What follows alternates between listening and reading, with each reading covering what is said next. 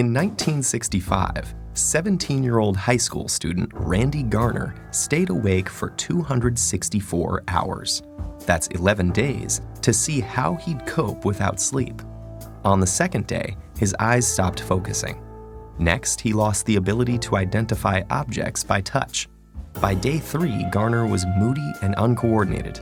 At the end of the experiment, he was struggling to concentrate, had trouble with short-term memory, became paranoid, and started hallucinating. Although Garner recovered without long-term psychological or physical damage, for others, losing shut-eye can result in hormonal imbalance, illness, and in extreme cases, death. We're only beginning to understand why we sleep to begin with, but we do know it's essential. Adults need 7 to 8 hours of sleep a night, and adolescents need about 10. We grow sleepy due to signals from our body telling our brain we are tired, and signals from the environment telling us it's dark outside. The rise in sleep-inducing chemicals like adenosine and melatonin send us into a light doze that grows deeper, making our breathing and heart rate slow down and our muscles relax. This non-REM sleep is when DNA is repaired and our bodies replenish themselves for the day ahead. In the United States, it's estimated that 30% of adults and 66% of adolescents are regularly sleep-deprived. This isn't just a minor inconvenience. Staying awake can cause serious bodily harm. When we lose sleep, learning, memory, mood, and reaction time are affected. Sleeplessness may also cause inflammation, hallucinations, high blood pressure, and it's even been linked to diabetes and obesity.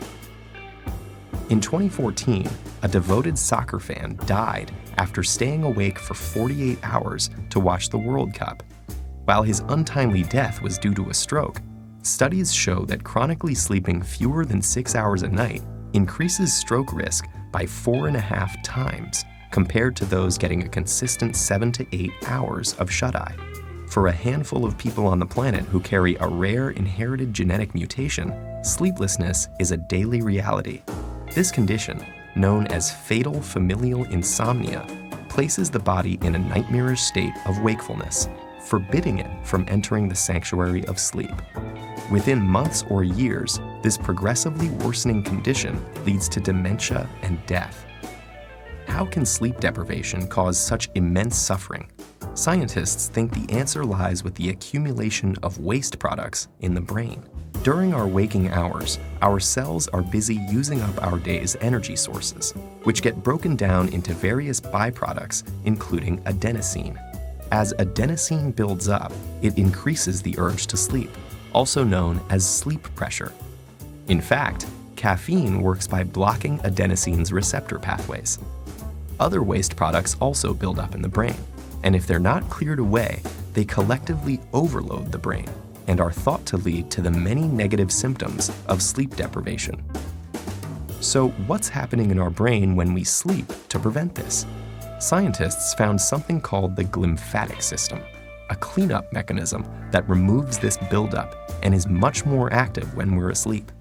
It works by using cerebrospinal fluid to flush away toxic byproducts that accumulate between cells. Lymphatic vessels, which serve as pathways for immune cells, have recently been discovered in the brain, and they may also play a role in clearing out the brain's daily waste products.